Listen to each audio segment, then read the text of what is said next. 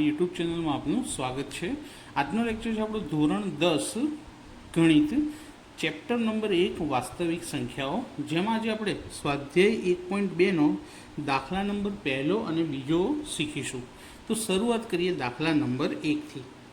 સાબિત કરો કે √5 અસમય છે, એટલે કે √5 એ અસમય સંખ્યા છે એવું આપણે સાબિત કરવાનું છે। હવે કોઈ પણ અસમય સંખ્યા ડાયરેક્ટ સાબિત નથી કરી શકાતી, તો આપણે સાબિત કરવાનો પ્રયત્ન કરીશું કે √5 સમય સંખ્યા છે। શું સાબિત કરવાનો પ્રયત્ન કરીશું? તો લખીએ કે ધારો કે √5 સમય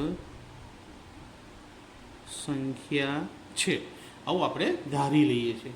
સાબિત કરવાનું કીધું છે અસમય, પણ ધાર્યું શું આપણે? સમય, વિરોધી। તો ધારો કે √5 સમય સંખ્યા છે। હવે કોઈ પણ સમય સંખ્યા હોય એને અપૂર્ણાંક સ્વરૂપે, એટલે કે અંશ અને છેદ સ્વરૂપે લખી શકાય। તો માટે √5 છેદમાં કશું નથી, તો શું લખી દઈએ? 1 બરાબર a/b। તો √5 છે એને આપણે a/b સ્વરૂપે લખી શકીએ છીએ, જ્યાં a અને b, આ જે a અને b સંખ્યાઓ લખી આપણે, અંશમાં a લખ્યો અને છેદમાં b લખ્યો, એ અવિભાજ્ય પૂર્ણાંકો છે। અવિભાજ્ય પૂર્ણાંકો એટલા માટે કે એનો અને બીનો કોઈ છેદ ઉડતો નથી, એવું સાબિત કર્યું આપણે અહીંયા અવિભાજ્ય પૂર્ણાંકો છે એવું લખીને। તો √5 બરાબર a/b। હવે મેં છેદમાં એક એટલા માટે લખ્યો હતો કે ચોકડી ગુણાકાર કરીએ। તો ચોકડી ગુણાકાર કરવા √5ને કોની સાથે ગુણાશે? b સાથે, અને એના કોની જોડે ગુણાશે? 1 સાથે। તો એને આપણે 1 સાથે ગુણી લઈએ, તો કોઈ પણ સંખ્યાને 1 જોડે ગુણીએ તો જવાબ એનો એ જ આવે, a ગુણ્યા 1 બરાબર a। √5ને b સાથે ગુણીએ તો શું જવાબ આવશે? √5b। આ બંનેનો ગુણાકાર ના થાય એટલે બંનેને સાથે લખી નાખવાના, જેમ કે x અને yનો ગુણાકાર xy થાય, એ જ રીતે √5 અને bનો ગુણાકાર √5b થાય। હવે આપણે શું કરીશું? બંને બાજુ, એટલે કે ડાબી બાજુ અને જમણી બાજુ, બંને બાજુ વર્ગ કરીએ। કે બંને બાજુ વર્ગ કરતા, બંને બાજુ વર્ગ કરતા, તો પહેલાં ડાબી બાજુ એને કૌંસમાં લખી, એની ઉપર સ્ક્વેર, એ જ રીતે √5bને પણ કૌંસમાં લખી એની બહાર સ્ક્વેર કરી દીધી। હવે બ્રેકેટ છોડી દઈએ તો a², √5નો વર્ગ કરીએ તો કોઈ પણ સંખ્યા રૂટમાં હોય અને એનો જો વર્ગ કરવામાં આવે તો રૂટ જતું રહેશે, ખાલી 5 જ વધે, અને બીનો સ્ક્વેર। તો આ શું કર્યું આપણે? બંને બાજુ સ્ક્વેર કરી દીધો છે। તો a² બરાબર શું મળ્યું આપણને? 5 ગુણ્યા b² મળ્યું કહેવાય। એટલે એનો મતલબ થાય કે 5 છે એ a²નો અવયવ છે। અહીં 5 એ a²નો અવયવ છે। 5 શું સાબિત થઈ ગયું? a²નો અવયવ છે। તેથી પ્રમેય 1.2 મુજબ, નવી ચોપડીમાં 1.2 છે, જૂની ચોપડી હતી ત્યારે 1.3 આવતો હતો, પણ આપણે નવી ચોપડી પ્રમાણે જઈએ તો પ્રમેય 1.2 મુજબ 5 એ એનો પણ અવયવ છે। એટલે કે જો 5 a² નો અવયવ હોય તો 5 એકલા એનો પણ અવયવ થાય, એવું આપણને પ્રમેયમાં શીખવાડેલું છે।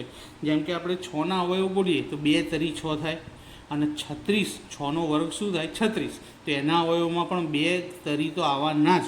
તો જો કોઈ સંખ્યા a² વર્ગ હોય તો એ સંખ્યા એકલા એનો, એટલે કે કોઈ પણ સંખ્યા વર્ગનો અવયવ હોય તો એના વર્ગમૂળનો પણ અવયવ હોય જ। હવે ધારો કે a²ના અવયવ પડ્યા હતા 5 ગુણ્યા b², તો 5 એ a²નો અવયવ થયો। હવે 5 કોનો અવયવ છે? એનો, પણ એના અવયવમાં એકલા 5 જ આવે છે, આપણને એવી ખબર નથી, 5 સિવાય બીજી કોઈ સંખ્યા પણ આવતી હોઈ શકે। તો આપણે a બરાબર એના અવયવ ધારીએ 5c, કે એના અવયવમાં 5 તો આવે જ છે, પણ એના સિવાય બીજી કોઈ સંખ્યા શું આવતી હશે? સી આવતી હશે એવું ધારી લઈએ છીએ. ફરીથી અહીંયા જે સ્ટેપ કર્યા હતા તે જ, બંને બાજુ વર્ગ કરતા. તો ફરીથી વર્ગ કરીએ. પહેલાં ડાબી બાજુ એનો સ્ક્વેર, જમણી બાજુ 5 સીનો સ્ક્વેર. હવે કૌંસ છોડી દઈએ. તો પહેલાં કોનો વર્ગ આવશે? એ સ્ક્વેર. 5નો વર્ગ 25 અને સીનો સ્ક્વેર. અહીં આપણને કોની કિંમત મળી?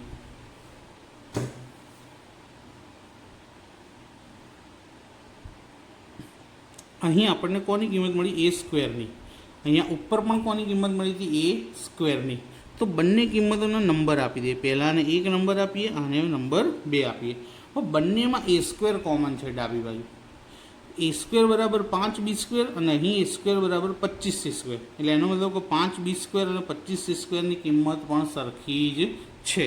તો પરિણામ 1 અને 2 પરથી 5b² બરાબર 25c². બંનેની ડાબી બાજુ સરખી હતી, માટે જમણી બાજુ પણ સરખી છે જ એવું આપણે સ્વીકારી લઈએ. હવે આ જે 5 છે એને સામે ક્યાં લઈ જઈશું? છેદમાં. તો b² બરાબર 25c² છેદમાં 5. માટે b² બરાબર, હવે છેદ ઉડી જાય તો શું વધ્યું? 5 સીનો સ્ક્વેર. હવે ઉપર આપણને પરિણામ એકમાં શું મળ્યું હતું? a² બરાબર 5 ગુણ્યા b². અહીં શું મળ્યું? b² બરાબર 5 ગુણ્યા c². તો આપણે અહીં શું લખ્યું હતું? કે 5 a² અવયવ છે. તો હવે આ 5 કોનો અવયવ થયો? b² અવયવ થયો. તો સેમ સેન્ટેન્સ લખીશું અહીં પણ, કે અહીં 5 એ b² અવયવ છે. તેથી કયા પ્રમેય મુજબ? પ્રમેય 1.2 મુજબ 5a બીનો પણ અવયવ છે. જે રીતે ઉપર લખ્યું હતું સેમ એની નીચે પણ એની જગ્યાએ હવે શું આવ્યું? બી. તો 5b² અવયવ હતો, તો પ્રમેય 1.2 મુજબ 5a બીનો પણ અવયવ સાબિત થાય છે.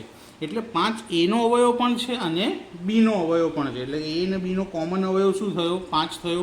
તો એ લખીએ અહીં 5a એ અને બીનો સામાન્ય અવયવ છે. બંનેનો કોમન હતો એટલે શું લખી દીધું? કે સામાન્ય અવયવ છે. પરંતુ આપણે સૌથી પહેલાં જ્યારે લખ્યું ત્યારે એ અને બીને શું લખ્યું હતું? અવિભાજ્ય પૂર્ણાંકો લખ્યું હતું. તો અહીં એના માટે આપણે વાક્ય લખીશું કે પરંતુ એ અને બી અવિભાજ્ય પૂર્ણાંક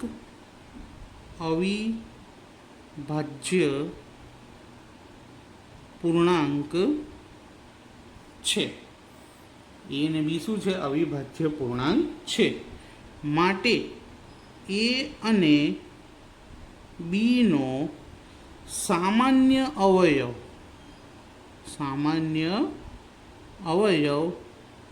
માત્ર એક જ હોઈ શકે.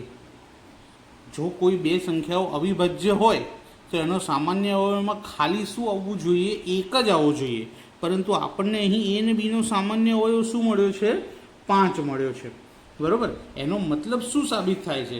કે આપણી જે ધારણા હતી કે એ અને બી જે છેદમાં ધાર્યા હતા આપણે, તો લખીએ કે ભાઈ એ અને બીનો અવિભાજ્ય છે એટલે એનો અવયવ શું આવવો જોઈએ? 1. પરંતુ મળ્યો કેટલો? 5. માટે અહીં વિરોધાભાસ ઉદ્ભવે છે. કેમ? કારણ કે હોવો જોઈએ 1 અને મળ્યા કેટલા? 5. એટલે વિરોધાભાસ ઉદ્ભવે છે. માટે આપણે કરેલી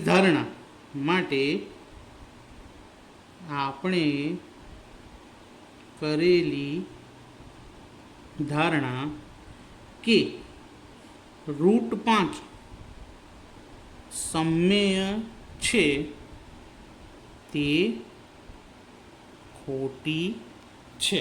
એટલે કે આપણી ધારણા કેવી પડી ગઈ? ખોટી. કેમ? વિરોધાભાસ ઉદ્ભવ્યો એટલા માટે. તેથી સાબિત થાય છે કે √5 અસમમેય છે. સમમેય સંખ્યા સાબિત થઈ નહીં, માટે √5 કેવી સંખ્યા કહેવાશે? અસમમેય. કારણ કે આ બંને એકબીજાના વિરોધી છે. જો કોઈ સંખ્યા સમમેય હોય તો એ અસમમેય ના હોય, અને અસમમેય હોય તો તે સમમેય ના હોય. તો √5 અસમમેય છે, માટે સમમેય સાબિત કરી શક્યા નહીં. હવે આ જે રીતે દાખલો ગણ્યો એ જ રીતે તમને હું હોમવર્કમાં બીજા 2 દાખલા આપું છું. સેમ √5ના બદલે √2 અને √3. આ બંનેની થિયરી પણ સેમ ટુ સેમ લખી શકાય. જ્યાં મેં આ દાખલામાં √5 લખ્યા હતા ત્યાં તમે √2 લખશો, અને 5નો વર્ગ આપણે કેટલો કર્યો તો અહીં 25, તેના બદલે 2નો વર્ગ કેટલો આવશે? 4. એ જ રીતે 3થી, એટલે કે આ બંને થિયરી તમે √5ની થિયરી પરથી સેમ ટુ સેમ ડિટ્ટો આ જ રીતે આના આ જ વાક્યો, આટલા જ સ્ટેપ, ખાલી અંદર અંક બદલવાના છે. 5 હોય ત્યાં 2 કરવાના, 5નો વર્ગ 25 કર્યો હોય ત્યાં 2નો વર્ગ 4 કરવાનો. અને એ જ રીતે તમે √3 પણ કરી શકો કે જ્યાં 5 લખ્યા છે ત્યાં 3 લખવાના, અને 5નો વર્ગ 25 કર્યો હોય ત્યાં 3નો વર્ગ શું કરી દેવાનો? 9. એટલે કે જો તમે એક થિયરી સારી રીતે મોડે કરી તો √2 અને √3 તમને પાક્કી આવડી જશે. એટલે અહીંયા આગળ 1 તીરથી 3 શિકાર થશે, √5, √2 અને √3 પણ. એટલે એક થિયરી વ્યવસ્થિત કરી દેજો. અને આ થિયરી 2 માર્કની અંદર પહેલી કસોટીમાં પૂછાવાની પૂરેપૂરી શક્યતા છે, માટે ખૂબ કાળજી લઈને તૈયાર કરજો. હવે જોઈએ દાખલા નંબર 2. ચલો, દાખલા નંબર 2, સાબિત કરો કે 3 + 2√5 અસમમેય છે. જે રીતે પહેલો દાખલો ગણ્યો હતો તેવો જ છે, પણ અહીં એકલા √5ના બદલે 3 + 2√5 આપ્યા છે. તો રૂટની સાથે જો તમને કોઈ બીજી સંખ્યાઓ આપેલી હોય તો આ થિયરી ખૂબ જ સરળ બની જશે. એકલા √5 હોય, એકલા √2 હોય કે એકલા √3 હોય તો થિયરી થોડી ડિફિકલ્ટ, એક પેજની થઈ જાય. પણ જો રૂટવાળી રકમની સાથે બીજી કોઈ સંખ્યાઓ આપી હોય તો થિયરી એકદમ સરળતાથી લખી શકો છો. ધારવાનું તો એના જેમ જ. સૌથી પહેલાં આપણે શું લખીશું કે ધારો કે 3 + 2√5 સમમેય છે. સાબિત કરવાનું અસમમેય કીધું છે, ધારીએ છીએ શું આપણે? સમમેય. સમમેય સાબિત નહીં કરી શકીએ એટલા માટે છેલ્લે સાબિત થઈ શકે કે 3 + 2√5 અસમમેય છે. તો શરૂઆત કરીએ પેલાના જેમ જ. માટે જો કોઈ પણ સંખ્યા સમમેય હોય તો એને a/b સ્વરૂપે, એટલે કે અંશ અને છેદ સ્વરૂપે લખી શકાય. તો 3 + 2√5 બરાબર a/b, જ્યાં a અને b અવિભાજ્ય પૂર્ણાંકો છે. a અને b શું છે? અવિભાજ્ય પૂર્ણાંકો છે. હવે આપણે અહીં શું કરીશું? રૂટવાળી રકમને કરતા બનાવીશું, કે એને આગળ રહેવા દઈશું, બાકી બધી રકમને ક્યાં લઈ જઈશું? સામે. તો 2√5 બરાબર a/b, +3 સામે જશે તો કેવા થઈ જશે? -3. જોજો એક એક સ્ટેપ લખી રહ્યો છું જેથી ભૂલ ના પડે. 2√5 બરાબર a માઇનસ, હવે બાદબાકી શક્ય નથી પણ ચોકડી ગુણાકાર કરી શકાય. 3ને કોની સાથે ગુણીશું? b સાથે. તો 3b અને આખાના છેદમાં b. ચોકડી ગુણાકાર કરવાથી છેદ જતો ના રહે પણ આખાના છેદમાં આવી જાય. હવે √5ને કરતા બનાવી દઈએ એકલો, તો આ 2 ક્યાં જતા રહેશે? છેદમાં. કોની સાથે? b સાથે. તો a - 3b છેદમાં 2b. આ સ્ટેપ જ થોડાક આપણને ડિફિકલ્ટ લાગી શકે છે, બાકી આની આગળનું લખાણ સહેજ પણ ડિફિકલ્ટ છે નહીં. હવે આપણે શું કરવાનું છે? આની અંદર જમણી બાજુ આપણને કઈ કઈ સંખ્યાઓ મળી? જુઓ, a મળ્યા, 3 મળ્યા, 2 મળ્યા અને b મળ્યા. તો આ બધી જ સંખ્યાઓ વિશે આપણે લખી દઈએ. અહીં 2, 3, a અને b, આ 4 પૂર્ણાંકો મળ્યા હતા તેના વિશે લખી દીધું કે 2, 3, a અને b. પૂર્ણાંકો હોવાથી, આ ચારે ચાર શું છે? પૂર્ણાંકો હોવાથી a-3b છેદમાં 2b સમમેય છે. અંશ અને છેદમાં પૂર્ણાંકો છે માટે આ સંખ્યા શું સાબિત થઈ જાય છે? સમમેય છે. તો જો જમણી બાજુવાળી સંખ્યા સમમેય હોય અને વચ્ચે બરાબરની નિશાની હોય તો ડાબી બાજુવાળી સંખ્યા પણ કેવી હોવી જોઈએ? સમમેય જ હોવી જોઈએ. આથી √5 પણ સમમેય થાય. √5 પણ શું થાય? સમમેય થાય. પરંતુ હમણાં જ આપણે આગળની થિયરીમાં √5ને શું સાબિત કર્યા છે? અસમમેય. પરંતુ √5 અસમમેય છે. તો જમણી બાજુવાળી સંખ્યા સમમેય અને ડાબી બાજુવાળી સંખ્યા અસમમેય, તેમ છતાં વચ્ચે કઈ નિશાની છે? ઇક્વલ હોવી જોઈએ નહીં. માટે અહીં શું ઉત્પન્ન થાય છે? વિરોધાભાસ ઉદ્ભવે છે કે એક અસમમેય છે અને સામે સમમેય છે. માટે અહીં વિરોધાભાસ ઉદ્ભવે છે.